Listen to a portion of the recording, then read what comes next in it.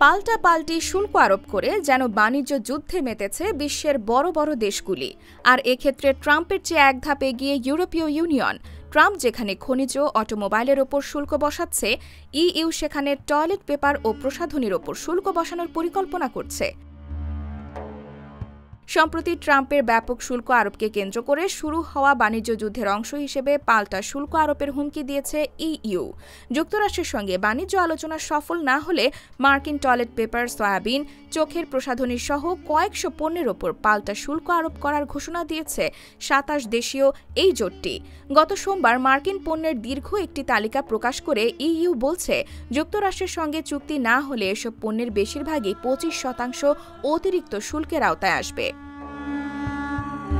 জুলাইয়ের মাঝামাঝি থেকে ইইউর তালিকায় থাকা ৪০০-র মতো মার্কিন পণ্যের ওপর উচ্চ শুল্ক আরোপ করা হতে পারে।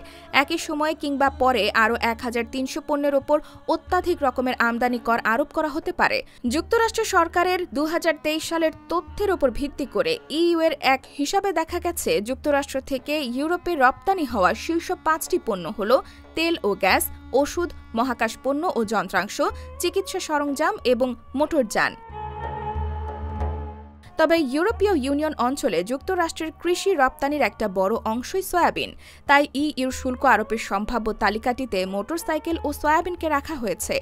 দুই পণ্যের ওপর ২৫% করে শুল্ক আরোপ করা হতে পারে। যুক্তরাষ্ট্রে আরও যেসব উল্লেখযোগ্য পণ্যের ওপর ইইউর পাল্টা শুল্ক আরোপ হতে পারে, তার মধ্যে আছে বাদাম ও তাজা ফল। IBTV USA, new York.